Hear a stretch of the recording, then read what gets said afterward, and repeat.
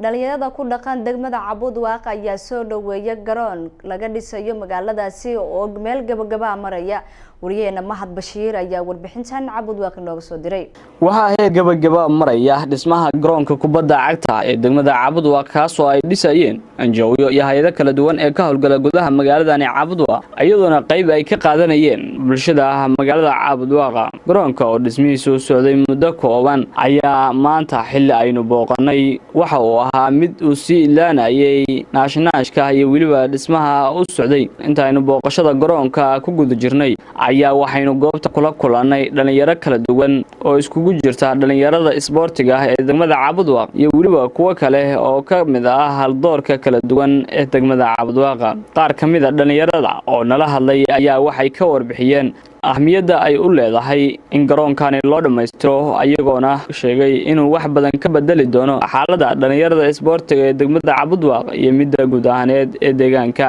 Waxayna baaq u dirsadeen jaariyada deegaankani ka soo jeeda waxayna ka codsadeen in garoonka hawshiisa loo dhameystiro loona saaro roog maadaama uu yahay garoonku mid aysan dhismihiisu ku jirin in roog la saaro. waxa weeyaan dhalinyarada deegaanka Cabudwaaq meeshan ka soo hadlayo waa stadiumkii degmada Cabudwaaq cusba haatan gabagaba maraya qaybihii macnaha u dambeeyay xoogiisii la dhameystiray oo intaas macnaha shaqo ku socotay maanta waxaan soo booqanay macnaha deegaankii isha muxuu garoonkiisii meeshu maraya ogaano iyo meeshu ku dambeeyay waxaan la hadlayo waxa weeye marka bulshooyinta sport ku helan oo deegaanka soo jeeda kuwa maqan iyo kuwa jooga iyo dawladda dhexe inta in macnaha garoonkii maadaama aan dhameystiranay meel macnaha magaranaysa dhalinyarada ay sheegay sport ay ku dheesho ay heshay in loo raadiyo macnaha roog ay ku dheelaan oo macnaha magaranaysa iska ilaaliyaan waxyaalahan dilaya taariifka balwada waxyaalaha magaranaysa dhalinyarada qalbigooda ay sheego waalaya ama haleynaya galabta waxaan soo booqanay garoonka cusub ee ciyaaraha kubadda cagta ee degmada Cabudwaaq loo dhisay oo maray heer gabagaba ah runtii markii garoonka aan nimid waxaan aragnay wax badan oo aad aan ugu farxano garoonka dhismihiisa hadda waa gabagabo sidaan arkayno wuxuu leeyahay garoonku aad buu u weyn yahay marka loo fiiriyo meesha ciyaarta lagu dheelayo wuxuu leeyahay katrabuunkii iyo laba nooc ah oo qayb VIP ah iyo qayb kale ah wuxuu leeyahay qolal VIP ah oo magaranaysa dadka dhalinyarada meeshii sportska ay qalab agab ka dhigan lahaayeen suuliyaal uu leeyahay wuxuu leeyahay qolalka waardiyaha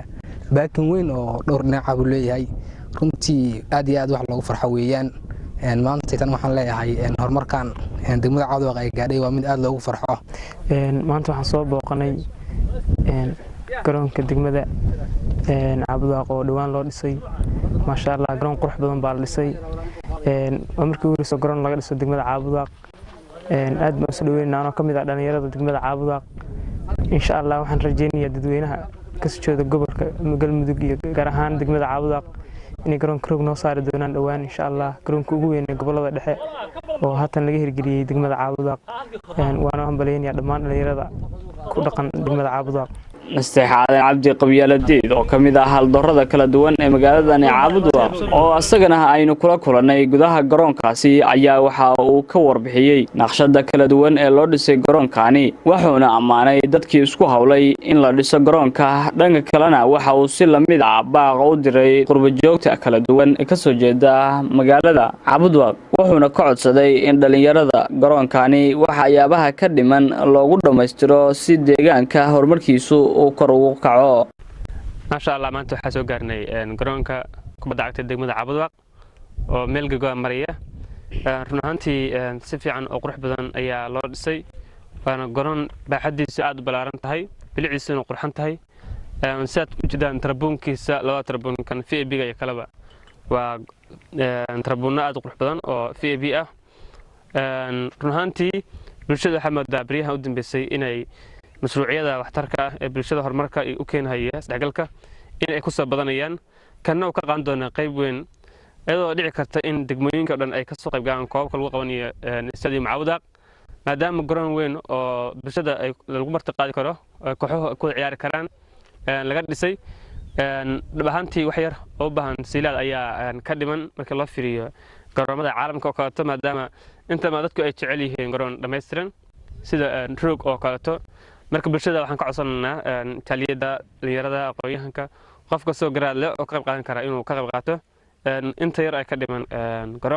garoonkan ayaa hadday shaqadiisu dhamaato waxa uu ka mid noqonayaa mashaariicda horumarinta ee bulshada degmada Cabudwaaq ayadoona la filayo in dhawaan lagu qabto koobka degmooyinka dowlad goboleedka Galmudug